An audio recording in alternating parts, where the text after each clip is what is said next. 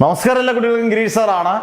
വളരെ കുറച്ച് സമയത്തിനുള്ളിൽ നമുക്ക് ഉറപ്പിച്ചുള്ള ക്വസ്റ്റ്യൻസിന്റെ വീഡിയോസിന്റെ ആദ്യം നമ്മൾ മാഗ്നറ്റിക് ഡിസൈൻ മാറ്റർ ഉണ്ട്, നിങ്ങൾ കണ്ടാൽ മതി.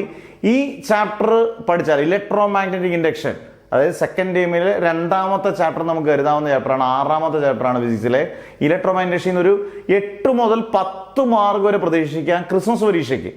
അന്നേരം ഇത് ഉറപ്പുള്ള ക്വസ്റ്റ്യൻസ് നിങ്ങൾ നോക്കുക. നമ്മുടെ ഫ്രീ വാട്സപ്പ് ഗ്രൂപ്പ് ഉണ്ട്, അതിനകത്ത് നിങ്ങൾക്ക് ജോയിൻ ചെയ്യാം. നോട്ട്സും വീഡിയോ ക്ലാസ്സും എല്ലാം സിമ്പിളായിട്ട് പഠിക്കുകയും ചെയ്യാം. ഞാൻ ഇനി ക്വസ്റ്റ്യൻസ് പറയാം, നിങ്ങൾ ശ്രദ്ധിച്ച് കേൾക്കുക.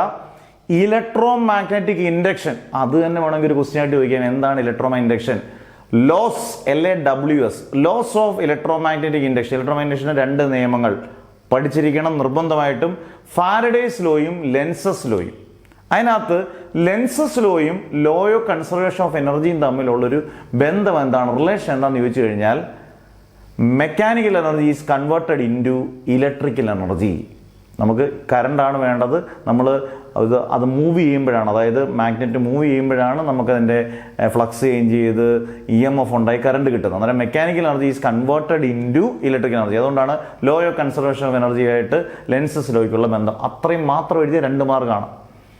പിന്നെ അതിനകത്ത് ഏറ്റവും ഇമ്പോർട്ടൻ്റ് ആയിട്ടുള്ള മറ്റൊരു ക്വസ്റ്റ്യൻ സെൽഫ് ഇൻഡക്ഷനും മ്യൂച്വൽ ഇൻഡക്ഷനും. അതോടൊപ്പം സെൽഫ് ഇൻഡക്റ്റൻസും മ്യൂച്വൽ ഇൻഡക്റ്റൻസും. ഇനിയും പറയാൻ പോകുന്ന 3 ടോപ്പിക്കുകൾ നിങ്ങൾ നിർബന്ധമായിട്ട് പഠിക്കുക. 3 മാർക്കിന്റെ വീതം ക്വസ്റ്റ്യൻസ് ആയിരിക്കാം. Self inductance of A solenoid, L=2 എന്ന് പറഞ്ഞൊരു ഇക്വേഷൻ ആണ്. ഒരു സോളിനോയിഡിന്റെ സെൽഫ് ഇൻഡക്റ്റൻസ് കണ്ടുപിടിക്കുന്നത്. ഇനി ഏറ്റവും ഇമ്പോർട്ടൻ്റ് ആയിട്ട് ഈ ചാപ്റ്ററിൽ നിന്ന് ചോദിക്കാൻ ചാൻസ് ഉള്ളത്, ഉറപ്പ്, ഇതല്ലെങ്കിൽ പബ്ലിക് എക്സാം ഉറപ്പിക്കാം, energy stored in an inductor. ഇതുപോലെ നമ്മൾ ടോപ്പിക്ക് പഠിച്ചിട്ടുണ്ടായിരുന്നു, ഇലക്ട്രിക് പൊട്ടൻഷ്യൽ ആൻഡ് കപ്പാസിറ്റർ. 2ാമത്തെ ചാപ്റ്ററിനകത്ത് energy stored in a capacitor, അതിൻ്റെ ഡെറിവേഷൻ വേണ്ടായിരുന്നു. അതിൻ്റെ ഇക്വേഷൻ നിങ്ങൾ പഠിച്ചായിട്ട് ഓർമ്മ കാണും, U=12 CV². പക്ഷേ ഇതിവിടെ ഡെറിവേഷൻ വേണം, എനർജി സ്റ്റോർഡ് ഇൻ ആൻ ഇൻഡക്ടറിൻ്റെ ഡെറിവേഷൻ വേണം. ഏതാണ് ഡിറൈവ് ചെയ്തിട്ട് ലാസ്റ്റ് U=12 LI02 എന്ന് കിട്ടും. അത് ഡിറൈവ് ചെയ്ത് പഠിക്കണം. ഇച്ചിരി പഠിക്കാനുണ്ട്, പക്ഷേ നമ്മുടെ എളുപ്പത്തിൽ നമ്മുടെ വീഡിയോ ക്ലാസ്സിനകത്തും പറയുന്നുണ്ട്, എളുപ്പത്തിൽ നിങ്ങൾക്ക് നോട്ട് കണ്ട് പഠിക്കുകയും ചെയ്യാം. പിന്നെ ആര് ശ്രദ്ധിക്കാതെ പോകുന്നത് എന്ന അധ്യാപകർ ഇടുന്നൊരു ക്വസ്റ്റ്യൻ കൂടെ പറഞ്ഞുതരാം. മോഷണൽ EMF (E=BLV) എന്ന് പറയുന്ന ഇക്വേഷൻ കിട്ടുന്നത്.